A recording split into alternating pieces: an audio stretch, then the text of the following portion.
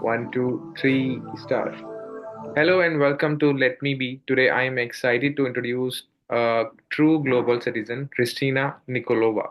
Originally from Bulgaria, Hristina has already lived, studied, and worked in multiple countries around the world.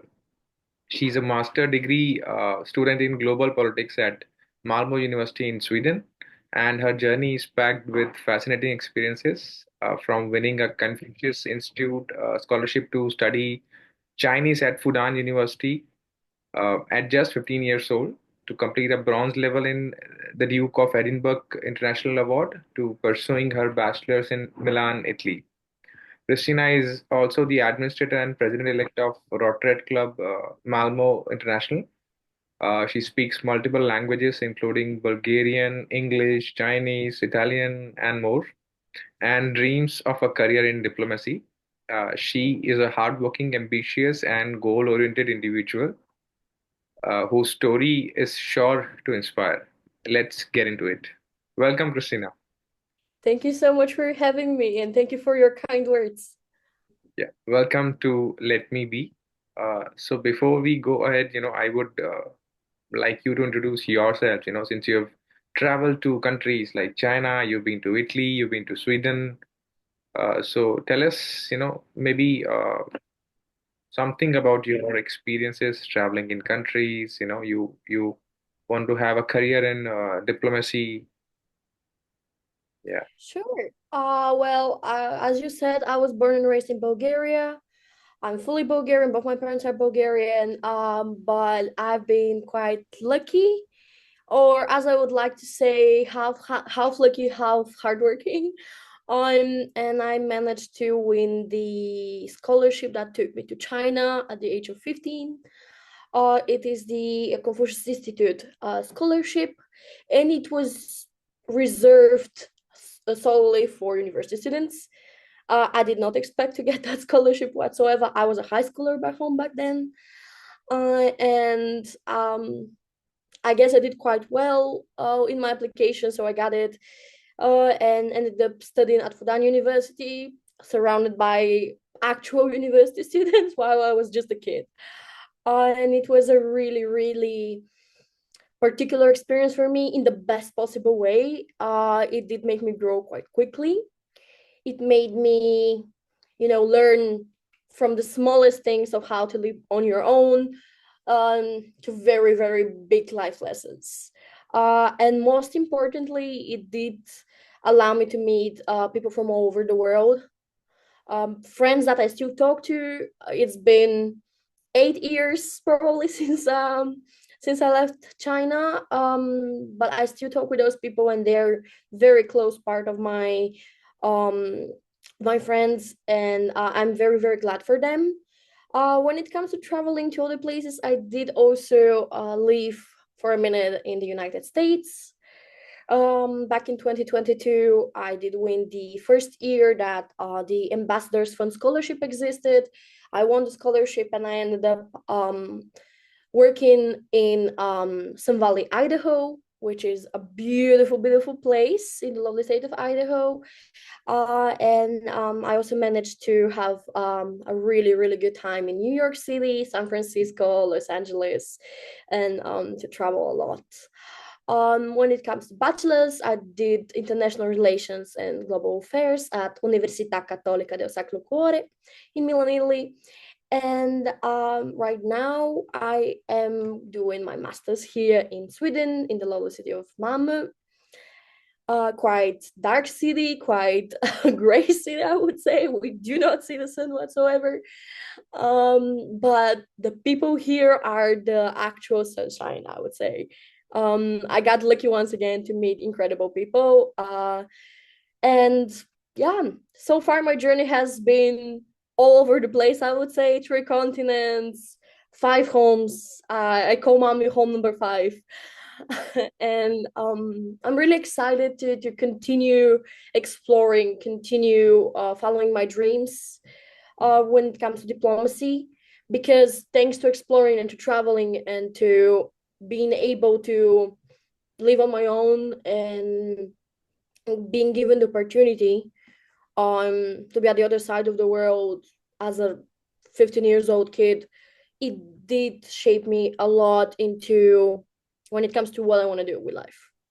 It is the reason why I chose international relations, global politics, and diplomacy, because I saw that I enjoy talking with international people. I would love to build bridges between cultures, between nations, talk with people from all over the world, and just be able to make an impact and leave a mark behind. Thank you for the detailed introduction, and your life is truly fascinating. You've been to States, you've been to Italy, you've been to Sweden, so interesting to know about all this. So, the next question is, what inspired you to step into, this international path so early in life, like you started at the year of 15, Yeah. so. Well, I would say that I always knew that I'm going to study abroad. It was the way I was taught from my parents. That's how they raised me. I always knew that I'm going to do university abroad. There was no other choice for me. I did get accepted also in Bulgarian university a year before I was supposed to graduate high school. But that for me was like, no, I don't want to do it here. I'd rather graduate and then go abroad. And I would say it's my parents, it's my mom, who allowed me to have this international perspective and to be able to be free to travel and then to see as much as I can from the world. It is my mom. So your mom is also into diplomacy, or she's a housewife? No. My mother is a teacher. My mother is a teacher. She recently retired due to medical reasons, but yeah, she's just a teacher. She was never a housewife. But she and my dad, they grew up in times in Bulgaria where they couldn't really go out of the country. It was quite the situation back then, and they really wanted to give this opportunity to me as their only child to be able to explore and search for opportunities without the borders and without limits. Okay, it is interesting to know that you're living your mom's dream. you know? So, Um, Not really, but I would say that it's not her dream, it is completely my dream. But I would say she was the push okay. towards me going for that dream and pursuing it, and knowing that I have people behind my back who will always support me and be there for me, because that is crucial always. It's not her dream, but it's definitely a thing that she's very, very proud of. And I would say that she did her wonderful job as a parent, being able to, let go of her kid at such a young age. She literally had to sign documents stating that, she's giving up her rights as a mom over me for over a year so I could go to China. I had a legal guardian there, to a person she had never met in person. And that speaks volumes about the way I was raised. So, you've mentioned that, you wanted to build bridges between culture, nations, and people. So, how did your experience in China and later in Italy, shape your perspective on cross-cultural understanding? As I already mentioned, in China, I did meet people from many, many countries, from very different backgrounds, people who were older than me. They were in their 20s, and to me, they were very, very interesting to speak to. The different languages around me, it was fascinating. And later on, it did make me study even more languages because I wanted to communicate with more and more people from different cultures, and that helped me see how multiculturalism is not a foreign concept. It is a concept that we face basically every day, but only if we open our eyes. Just there, it was on an extreme level, I would say. And then that helped me see it. And later on in Italy, um, it was a bit tough for me in the sense that I went to Italy without speaking a word Italian. And the Italian bureaucracy doesn't work without Italian. You either speak the language, or you, I don't know, you don't know what to do, or you have somebody to go with you all the time. So I ended up learning the language because I had no other choice. But that also helped me see and understand the logic behind, those people. I always think that every country, thanks to their language, you can understand better the way their mindset is, the way their brain works, basically. Chinese is a very particular language in the sense that you will not understand fully the logic in the Chinese people's minds unless you've learned the language. You will get them, but not completely, I think. And once you speak their language, you start realizing the Chinese logic behind things. From the way they construct the characters, Okay. uh, you start understanding much more. And then in Italian was the same. The moment you learn a little bit of their language, they change towards you. They become so much more open and then so much sweeter. And yeah, that really, really helped me see how important it is to try and learn the language of the culture you're living in. I'm currently learning Swedish. That is going somehow. I'm not there yet whatsoever. I've been here for 6 months. I started like a month ago. It's not going that well yet. I feel like I don't know anything.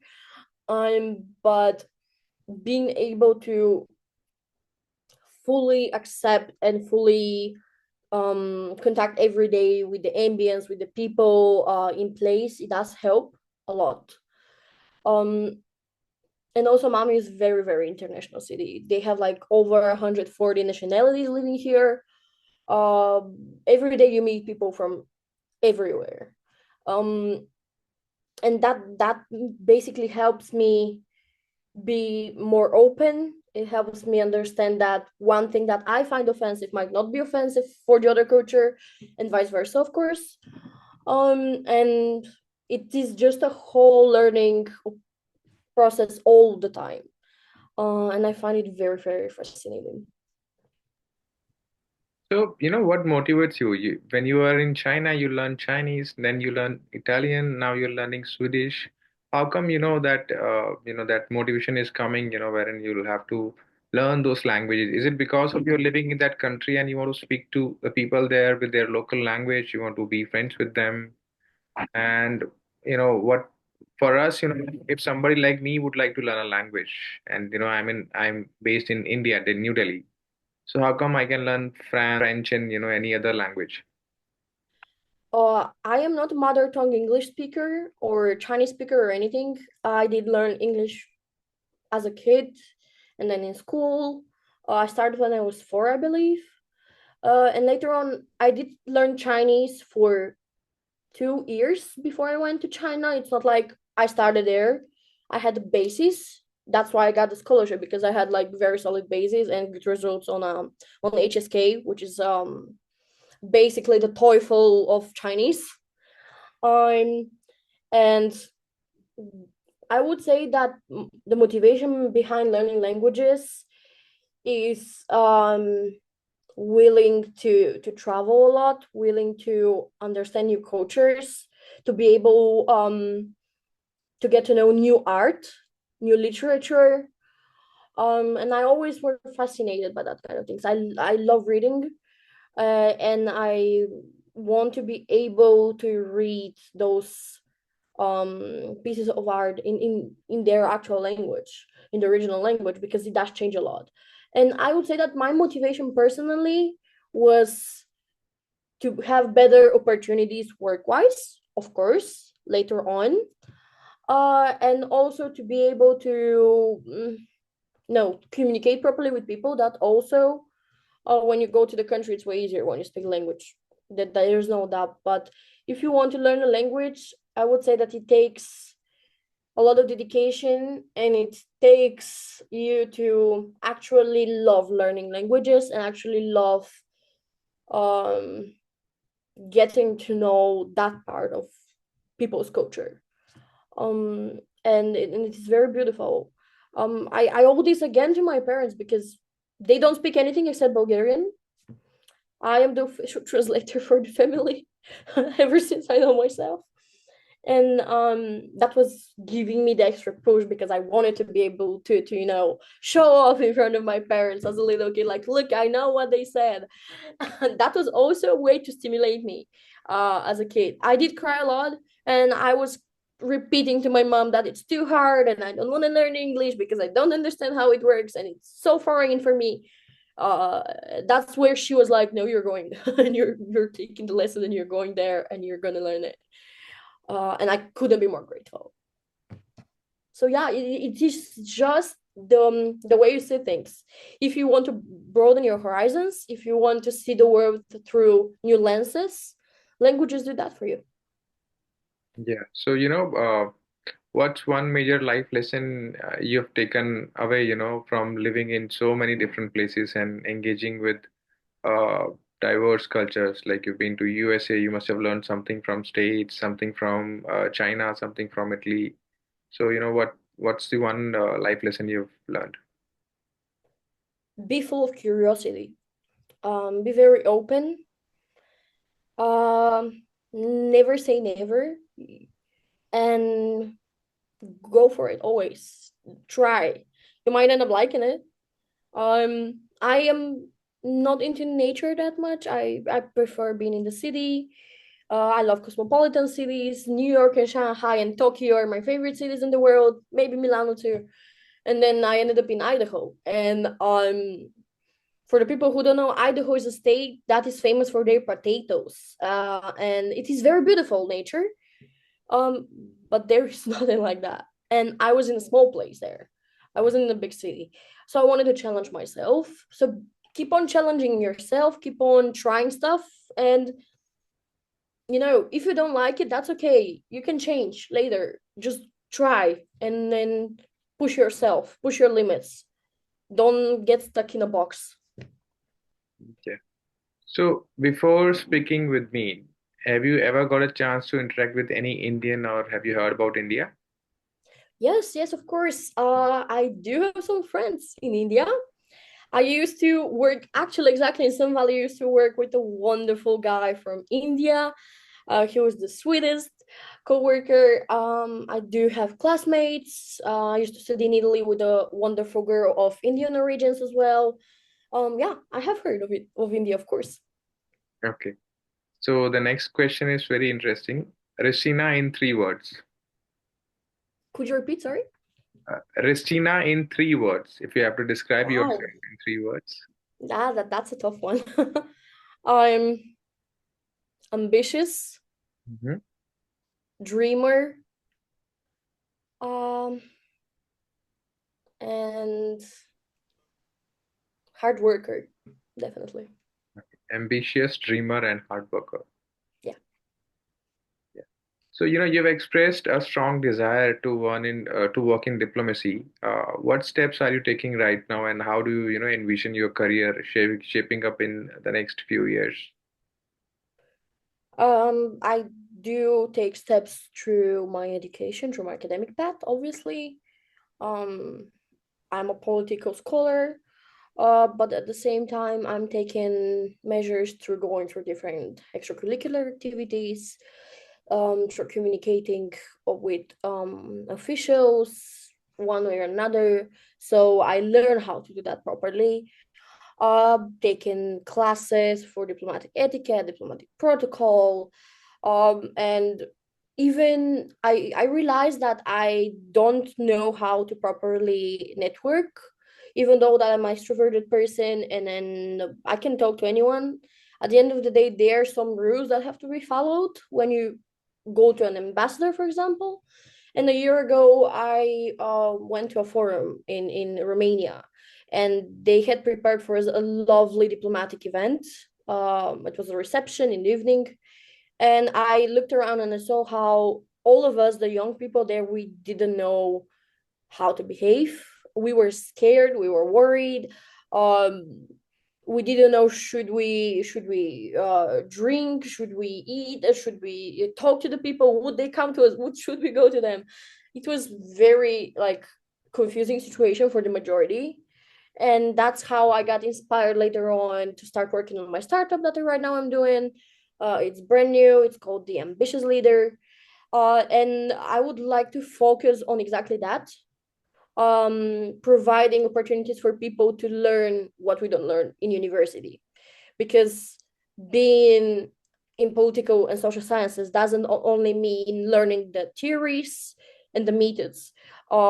It means also knowing how to speak in public, knowing how to, you know, apply the protocol, the diplomatic protocol, and a lot more, much more. So that's what I want through different courses, programs, events, to help myself as well as my fellow colleagues here in Sweden and internationally, um, to elevate themselves and to free themselves from those worries in the back of your mind.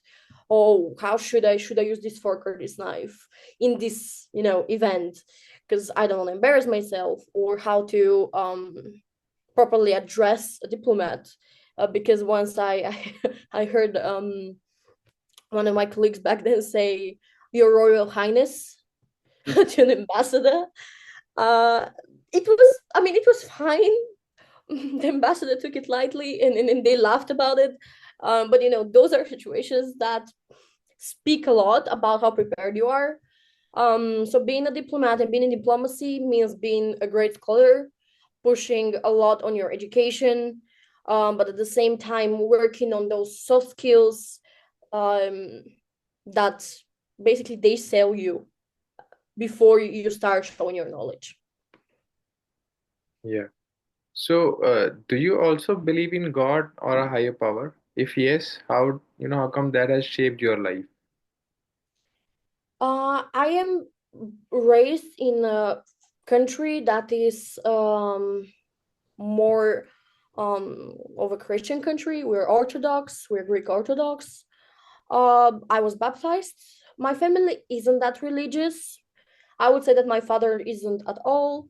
While my mom, she's more or less, but nothing too much. And yeah, I would have gone to church as a child once in a while. Um, and I do believe in high power now. I don't think I believe in Christianity or in God as it is shaped and formed for us there. I do believe that there's a higher power that different religions call with different names. Um, and how it has shaped me, I would say it has helped me in some tough moments. You know, just believing into something is the oldest cure for helping yourself go forward and explaining to yourself why things are happening to you. That's how, for example, myths and legends happened in ancient Greeks. Like they needed an explanation why things are happening. So I would say this was my way, believing in universe or whatever you call it. I don't even know how to call it, in this higher power of some sort. It helps you keep on going in moments that are not that easy. Yeah. Thank you so much for sharing your journey. If somebody would like to connect with you, where can, we find you? Well, they could always contact me on my LinkedIn, Hristina Nikolova, or on my Instagram accounts. I have one that is my personal one, Hristina Nikolova. I guess later I'm going to provide all of this to you so you could put it somewhere in written form. And also, if they're interested in learning more about the Ambitious Leader, the Ambitious Leaders Instagram account. Like, anything you would like to tell us about, maybe any book you're reading, any book you find fascinating to, maybe any skills you have? I'm well, any skills I have, unfortunately, my talents kind of end with being very extroverted and speaking languages. I am terrible in music, dancing, and then that type of beautiful things. I enjoy watching them, but I am very far from being good at them. Um, but a book right now, I'm reading a very very interesting book. It's called Mind Your Manners, and it is by the author Sarah Jane Ho. She's from Hong Kong, but she has studied business um, in the United States. And she has a bunch of etiquette schools across China, Hong Kong, and even the world. She has her own Netflix show. And it's very, very inspiring. And she speaks in such a sweet way in her book and explains how to handle elegantly anything in life, from even a breakup or to how to speak to a friend, or how to invite an official, everything. So I would say that right now I'm focused on literature that helps me and my eventual business. Um, but yeah, for art, I would say ballet. It I love it. Never tried dancing in my life, but yeah, I just enjoy going as much as I can. And art is another form of inspiration for sure for me. Can I get the name of the book again? The book name was Mind Your Manners. Mind Your Manners, yes, by Sarah Jane Ho. Okay, I will see if I can read that book. Sure. Yeah. Thank you. Thank you so much for sharing, your remarkable journey with us. Your story is a testament to hard work, curiosity, and a genuine passion for bridging cultures. I'm sure our listeners, are as inspired as I am by your determination and global mindset. Thank you so much for your kind words. Thank you again for inviting me to have this chat with you. Um, and thank you so much for just reaching out to me. The things that you're doing, this podcast, it's so inspiring, and it shows how amazing you are through willing to get to know people, but also to share their stories. So thank you for what you're doing, and keep on going. It's amazing. Thank you. Thank you. So, if you enjoyed today's episode, don't forget to subscribe and share your thoughts in the comments. Thank you for tuning in to Let Me Be. And a special thank you to Rishina for joining us. Until next time, stay curious, keep exploring. Thank you.